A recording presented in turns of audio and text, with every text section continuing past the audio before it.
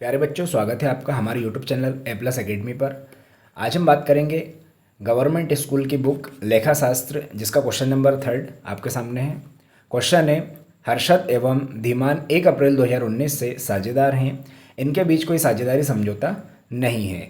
दोनों ने क्रमशः यानी कि पहले वाले ने 4 लाख, दूसरे वाले ने 1 लाख रुपए पूंजी के रूप में लगाए, यानी कैपिटल दोनों ने लगाई है। इसके साथ ही हर्षद की बात कर रहे हैं। हर्षद ने 1 अक्टूबर 2019 को 1 लाख रुपए की अग्रिम राशि फर्म में फिर लगाई है। ठीक है। अस्वस्थ होने के कारण, यानी अस्वस्थ यानी तबीयत ठीक ना होना के कारण हर्षद 1 अगस्त से 30 सितंबर 2016 तक व्यवसाय में भाग नहीं ले सका। वर्ष के अंत में 31 मार्च 2022 में फर्म को 1,80,000 रुपये का लाभ प्राप्त हुआ, लेकिन निम्न बातें के लिए हर्षद एवं धीमान के बीच विवाद पैदा हो गया। किसी कारणवश विवाद हो गया, उस विवाद का समाधान हमें करना है क्वेश्चन में। पहला, हर्षद का दावा, यानी हर्षद बोल रहा है उसे अपनी पूंजी पर दिए गए ऋण, अपनी पूंजी एवं दिए गए ऋण, पूंजी एवं दिए गए ऋण पर 10% प्रति वर्ष की दर से ब्याज मिलना चाहिए। वो बोल रहा है मुझे भैया मेरी पूंजी पर और जो मैंने फर्म को ऋण दिया उस पर 10% ब्याज मुझे मिलना चाहिए, पहली कंडीशन। दूसरी बातें रखी उसने, लाभ को पूंजी के अनुपात में वितरण किया जाना चाहिए, जो प्रॉफिट होगा उसे पूंजी के अनुपात में बांटा जाना चाहिए। ठीक है।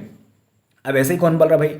धीमान बोल रहा नहीं, ऐसा नहीं होगा। वो बोल रहा है लाभ का वितरण एक समान होगा। क्या होगा? लाभ का वितरण एक समान माना जाएगा। हर्षद की अनुपस्थिति में व्यवसाय अकेले चलाने के लिए उस अवधि का पारिश्रमिक, यानी व्यवसाय उसने सिंगल पर्सन ने चलाया, 2 थे, एक चला गया तो एक ने चलाया, 2,000 रुपये प्रति माह की दर से मिलना चाहिए। वो बोल रहा है कि मुझे, यानी धीमान बोल रहा है कि मुझे स्वयं को 2,000 रुपये पारिश्रमिक मिलना चाहिए, वो भी प्रति माह के हिसाब से। पूंजी एवं ऋण पर 6% प्रति वर्ष की दर से अनुमानित किया जाना चाहिए।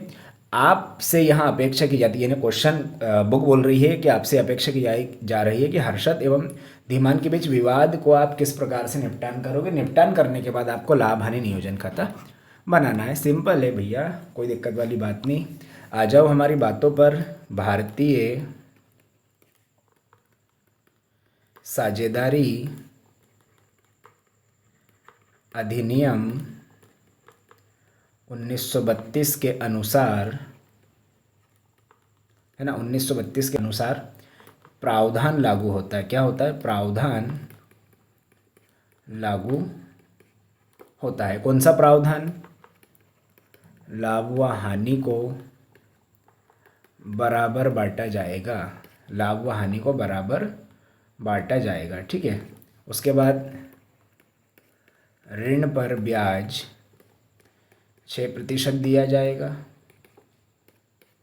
पूंजी पर ब्याज नहीं दिया जाएगा। बस हो गया क्वेश्चन सोल्व। और क्या करते हैं इसको? ऋण पर ब्याज, ऋण पर ब्याज यानी कि लोन ऑन इंटरेस्ट। ठीक है। किसने किया था ऋण? ऋण की बात हो रही थी। ऋण किसने दिया था? सर ऋण दिया था आपके क्वेश्चन, ऋण 1 लाख रुपए दिया था हर्षद। किसने दिया था बेटा? हर्षद ने ऋण दिया। किसको दिया? 1 लाख रुपए दिए फर्म को। किसको दिया? फर्म को लोन दिया 1 लाख रुपए। रेट ऑफ इंटरेस्ट क्या लगेगा? नियम के अनुसार 6%। 6%, 6/100 गुणा माह कितने हो रहा है? कब दिया था? उसने दिया था 1 अगस्त से सितंबर, व्यवसाय में भाग लिया, ऋण। हर्षद ने 1 अक्टूबर 2019 को अग्रिम राशि लगाई। उस अवस्था में हर्षद ने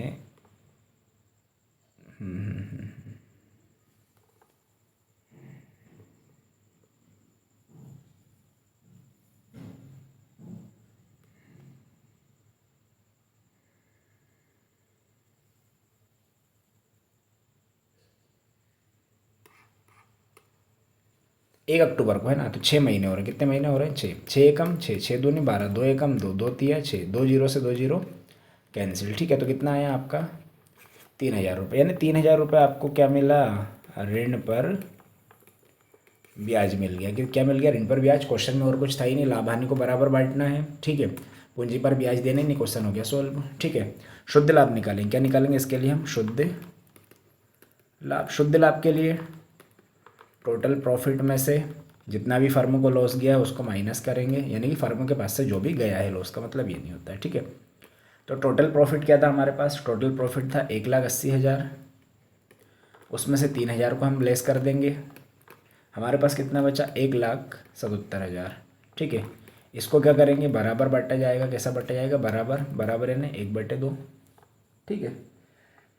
तो ये किसका चला जाएगा, हर्षद का चला जाएगा, और ये 1/2 किसका जाएगा, धीमान का, ठीक है। इसको डिवाइड करो, इसको डिवाइड करो, डिवाइड करने पर आएगा आपका 88,500, 88,500, ठीक है। चलिए वैल्यू पुट करते हैं बाई बैलेंस BD। बैलेंस क्या है, 1,80,000, यहाँ भी कितना आएगा 1,80,000, ठीक है। To interest on loan account, किसके खाते में गया है ये हर्षद के खाते में गया है, तो लिखेंगे हर्षद बराबर, कितना गया था हर्षद के खाते में 3,000, तो ये बाहर कितना लिख देंगे अपन 3,000, ठीक है। अब 1,80,000 में 3,000 को क्या किया था हमने, लेस किया था, यानी कि वो प्रॉफिट आया था। टू प्रॉफिट ट्रांसफ़र अकाउंट कितना आया था 1,77,000। इसके बाद हमने उसको रेशो में बांटा था, हर्षद को और धीमान को, हर्षद को और धीमान को इसे बराबर बांटा था। 1,77,000 को बराबर 88,500, 88,500, टोटल आया आपका 1,80,000, ठीक है। क्वेश्चन में यही आपका पूछा था। थैंक यू, मिलते हैं कल अगले क्वेश्चन के साथ।